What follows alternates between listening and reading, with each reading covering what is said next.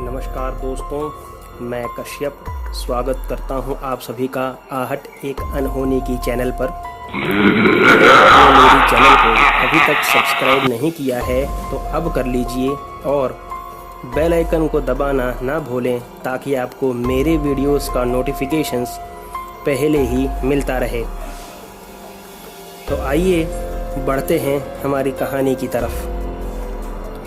दत्ता भाऊ गांव के सबसे बुजुर्ग आदमी थे, करीब 90 से 95 साल की उम्र के, लेकिन आज भी शरीर में जवानी से भरा हुआ उछाल था क्योंकि आर्मी से रिटायर्ड जो थे। दत्ता और उनकी पत्नी शांता दोनों ही बूढ़े होने के बावजूद काफ़ी चंचल थे शरीर से। लेकिन उस रात बिजलियों की वो और जोरदार बारिश ने दोनों के मन में कुछ गमगीनी और डर पैदा कर दिया था। शाम से शुरू हुई बारिश रात तक रुकने का नाम नहीं ले रही थी और वो बिजली की गड़गड़ाहट आज कुछ ज़्यादा ही डर पैदा कर रही थी दोनों के मन में। रात काफ़ी हो चुकी थी और लालटेन बुझाकर दोनों अपनी अपनी खाट पर लेटे थे, लेकिन ये कमबख्त बिजली आज सोने नहीं दे रही थी। तभी दत्ता ने पत्नी शांता से कहा कि लगता है शांता, आज की रात इस गांव पर भारी है। आप ऐसा क्यों कह रहे हैं? शांता ने पूछा। देख नहीं रही हो क्या हाल है शाम से गांव का, इस बारिश की वजह से? दत्ता बोले। हाँ वो तो है, लेकिन सो जाइए क्योंकि आज मेरा मन भी बहुत बेचैन सा हो रहा है और ऊपर से आप भी ऐसी बातें कर रहे हैं, शांता ने कहा। बातें करते करते दोनों बूढ़ा बूढ़ी कब सो गए पता ही नहीं चला। अचानक से कुत्तों के भौंकने की और सियार के रोने की आवाज़ से दत्ता और शांता दोनों एकदम घबरा कर उठ गए। तभी दरवाजे की खट खट ने दोनों का डर और बढ़ा दिया और दत्ता ने सोचा कि इतनी रात को कौन दरवाज़ा खटखटाएगा। कौन है दरवाजे पर? शांता ने पूछा। बाहर से कोई आवाज़ नहीं आई तो दत्ता ने चिल्ला के पूछा कि कौन है? अरे जल्दी बाहर आइए, गांव में डकैती हुई है दत्ता भाऊ, बाहर से आवाज़ आई। दत्ता तुरंत खड़े हुए और दरवाज़ा खोला तो सामने कोई खड़ा था दरवाजे से दूर और चमकती बिजली में उसकी आंखें भी चमक रही थी। दत्ता ने पूछा, कौन हो भाई, तुम्हें पहले कभी गांव में देखा नहीं?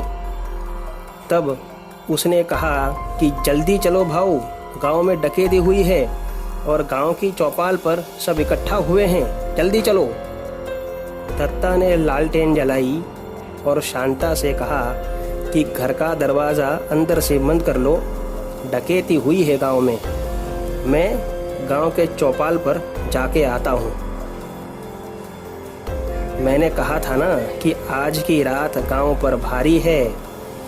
तब शांता ने दरवाज़ा बंद करते हुए कहा कि अपनी लाठी और ये हनुमान जी का कलावा ज़रूर पहन लो, आज मुझे भी कुछ ठीक नहीं लग रहा है।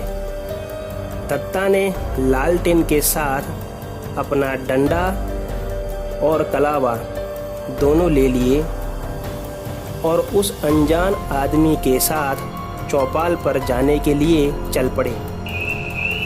वो आदमी तेज़ी से गांव की उल्टी ओर बढ़ने लगा। तब दत्ता ने कहा कि भैया वहाँ कहाँ जा रहे हो, चौपाल तो इस तरफ है ना। तब उसने कहा कि मेरे साथ चलो, मैं सब लोग जहाँ इकट्ठा हैं वहीं ले जा रहा हूँ। दत्ता उसके पीछे पीछे जा रहे थे। तभी अचानक बिजली की वो चमक हुई जिस चमक ने दत्ता की सांस ही रोक दी। दत्ता इतनी जोर से चिल्लाए और उन्हें लगा जैसे उनका दिल धड़कना बंद कर दिया। वो मंजर सबकी चीख निकाल दे ऐसा था। वो आदमी जो दत्ता के आगे चल रहा था, उसका सर दत्ता के तरफ था, बिल्कुल उल्टा, और वो आगे चलता जा रहा था। जब दत्ता उसे देखकर चिल्लाए तब वह जोर जोर से हंसने लगा कि क्या हुआ तुझे? बूढ़ा हो चुका है, फिर भी तेरी जीने की चाह खत्म नहीं हुई अभी तक? आज तू मेरी भूख मिटाएगा। दत्ता कुछ भी बोल नहीं पा रहे थे और उन्हें ऐसा लगा जैसे वो पहले ही मर चुके हैं। जब उस शैतान ने दत्ता के पांव पकड़कर घसीटना चाहा, तब वह दत्ता को हाथ लगाते ही जोर से चिल्लाया और उसके हाथ जलने लगे। तभी दत्ता की जान में जान आई और उन्हें ख्याल आया कि जो हनुमान जी के कलावे को उन्होंने अपने पास रखा है, वही उनका रक्षक है। अभी दत्ता खड़े हुए और बेइंतहा दौड़े, इधर उधर गिरते हुए, पेड़ों से टकराते हुए और ज़मीन पर पत्थरों से टकराते हुए। लेकिन उस शैतान ने तब भी दत्ता का पीछा नहीं छोड़ा था। दत्ता के चिल्लाने और दौड़ भाग करने की वजह से गांव के कई लोग लालटेन और डंडा लेकर लद्दाख की तरफ दौड़े और उन्होंने भी उस मखलूक को देखा। लेकिन वह इतने लोगों को देखकर वहां से हवा हो गया।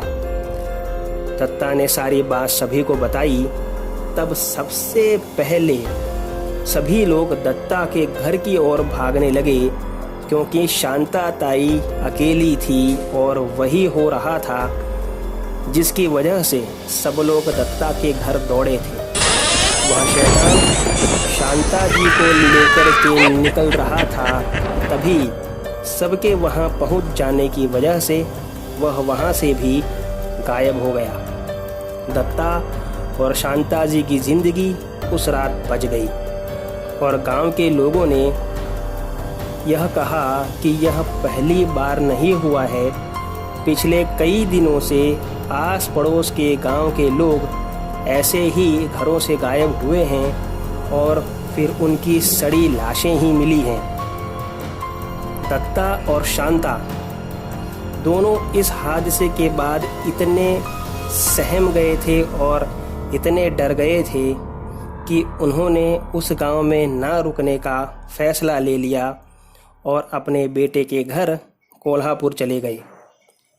तो दोस्तों, कैसी लगी आपको आज की कहानी, मुझे कमेंट बॉक्स में ज़रूर बताइए। तो मिलते हैं अगली कहानी में। तब तक स्टे होम, स्टे सेफ